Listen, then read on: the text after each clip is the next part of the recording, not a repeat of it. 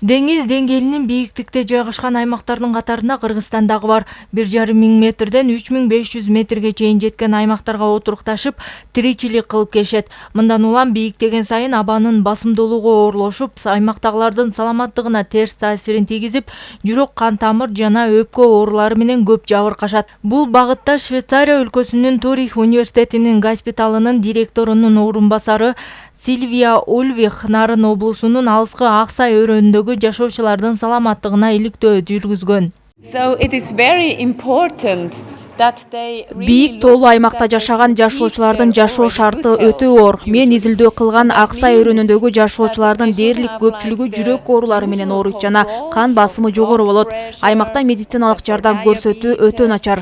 Жашоочулар ооруп кала турган болсо, унаа менен ылдый жакка түшүүгө мажбур болушат. Мындан улам аймактагы калктын саламаттыгына көңүл бурушу шарт. Бул үчүн жер-жерлерде атайын керектүү жабдуулар менен медпункттарды ачып, калктын саламаттыгына кам көрүшүбүз керек.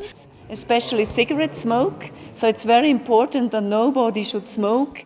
Ал эми швейцариялык ветеринар дарыгери Макс Гасман дагы бийик тоолуу аймактагы жашоочулардын физиологиялык абалына иликтөө жүргүзүп, аймактагы жашоочулардын кыймыл-аракетине саресеп салып, анын жыйынтыгын билдирди. In the year 2004, basically, Мен негизи ветеринардык дарыгермин, бирок акыркы жылдары адамдардын саламаттыгына кызыгып, физиологиялык абалын иликтеп келе жатам. Кыргызстандын жашоо шартына кызыгуум жаралган соң, аталган аймактагы Аксай, Соңкөл, Арпа жайлоолорундагы жарандардын жашоо шартын иликтеп көрдүм. Абанын басымдуулугу оор болгондугуна байланыштуу ал жакта жашагандардын дагы кыймыл-аракеттери азыраак, бирок адамдарды эки түргө бөлсө болот. Аймактагы катаал шартка көнгөндөр дагы бар, көнбөгөндөр дагы бар. have a large meeting and I started to see the country, to see the altitude, to see how people... Бийик тоолуу региондордо жүргүзүлүп келе жаткан изилдөөлөрдүн башкы максаты аймактагы медицинаны өркүндөтүү жана ага жараша жашоочулардын саламаттыгына шарт түзүү болуп саналат. Мирсаида Мирахемов атындагы улуттук жүрөк кан тамырлар жана терапия боюнча республикалык борбору тарабынан респираторлук оорулар жана аллергия боюнча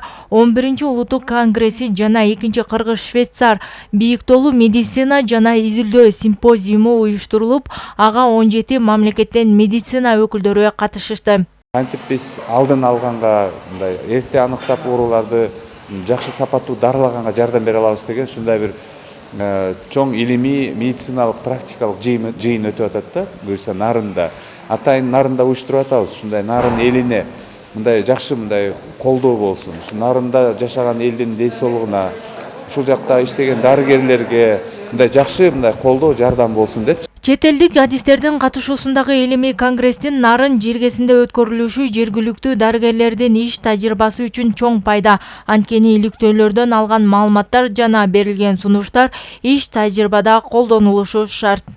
17 мамлекеттен адамдар келип, окумуштуулар келип, ошо бийик тоолуу шартта жашаган адамдарга жасаган изилдөөлөрдүн жыйынтыктарын айтып атышат, жаңы изилдөөлөрдүн ыкмаларын айтып атышат, дарылоонун ыкмаларын айтып атышат. Ушунун баарын ошо Нарын жергесинен 5 райондон тең дарыгерлер келип, азыр ошону угуп отурабыз.